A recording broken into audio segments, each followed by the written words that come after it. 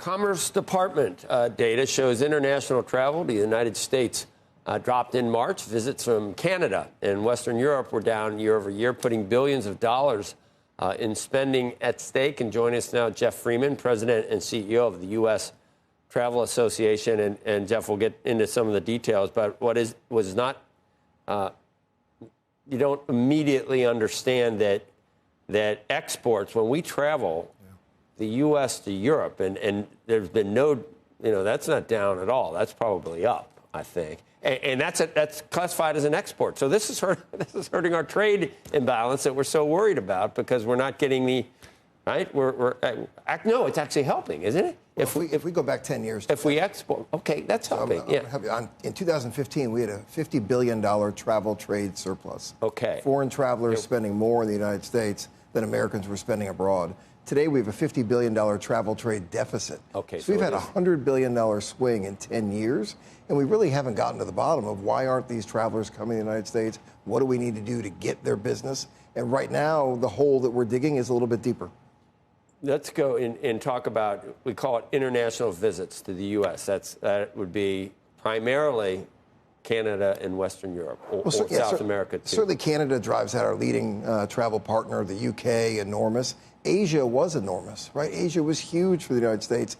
It's down more than 30% since where we were pre-pandemic. The thing about international travel, we still haven't gotten back to pre-pandemic numbers, and now we're going backwards. We were only at 72 million visitors last year. We had 79 million visitors in 2019. So what are we going to do to turn the tide here? It's about $200 billion that these international travelers spend. That's bigger than all of our agricultural exports combined. The Asia drop-off was before the tariffs. Mostly. It was just pandemic related, but it's gotten worse. Yeah, certainly the pandemic really drove that. Asian travelers not traveling as much, even within Asia. You look at the yen right now, I think it's $1.43, the dollar to the yen, which is why so many Americans are going to Japan. So there are a variety of issues with Asia, but even then, it's backtracking. We were down 3% in March. Now compared to 10% down in Latin America, 17% down in Western Europe. We've got real issues when it comes to attracting these visitors. Each market is a little bit different. What we need, though, is the plan, right? We've got the World Cup coming up in 14 months, an opportunity to bring 8 million travelers to the United States. What's the plan to really unlock that opportunity rather than be in this situation we're in where they're just choosing to go spend their money elsewhere? And a lot of it's air travel. So that's down, what, 10%? To the U.S. Yeah, when you look, but then there's overnight travel from Canada, which is down 30%. Yeah, so if you look at Canadian drive traffic, it was down nearly 30% in March. Air travel, not as bad. Combined, it was down about 15%. So it's really the day trips from Canada that have taken the biggest hit. But that visitation is also taking hit. I think the question is, what's the plan going forward? We need these travelers here, obviously, from a job standpoint, a spending standpoint. When these travelers come, they do nothing more than come, spend their money, and go home and tell their friends and family to do the same thing. It's free money. So discouraging these travelers, letting this deficit grow, is only, to your point, as we seek to balance the trade deficit, we're only digging a deeper hole. What is the biggest, what areas of the country are getting hurt the worst from that day travel? Are you thinking Michigan, New York, Maine? Where do they drive across? Yeah, when you look at that border traffic, as you said, Michigan, obviously, with Windsor and Detroit right there. When you look at New York State, Buffalo, they've taken the brunt of that fall in Canadian travel.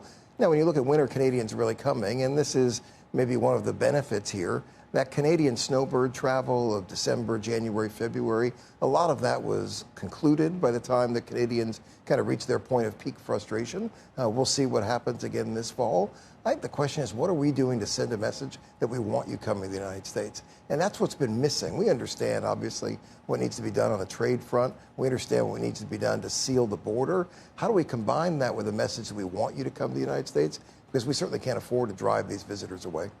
So every 1% drop in international visitor spending once they're here is $1.8 billion lost annually, right? Yeah, it's an enormous amount these travelers bring. These international travelers, the $1.3 trillion travel industry, international travelers are only $200 billion of that.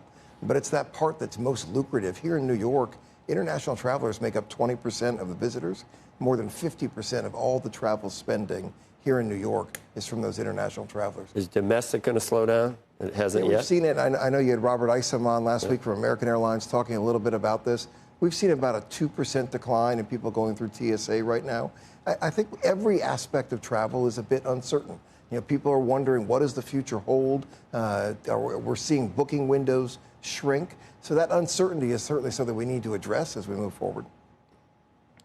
Couldn't do anything about the pandemic, but this is a lot of again this, self-inflicted. Yeah, there's a degree of self-inflicted. I guess the point would be it's not too late here. As we look forward, we've got the World Cup, we've got America 250 next year, we've got the Olympics coming up in LA, and I think most importantly, coming out of the pandemic, people want to travel. They value experiences over goods more than they did before the pandemic. That desire is there. How do you unlock the opportunity?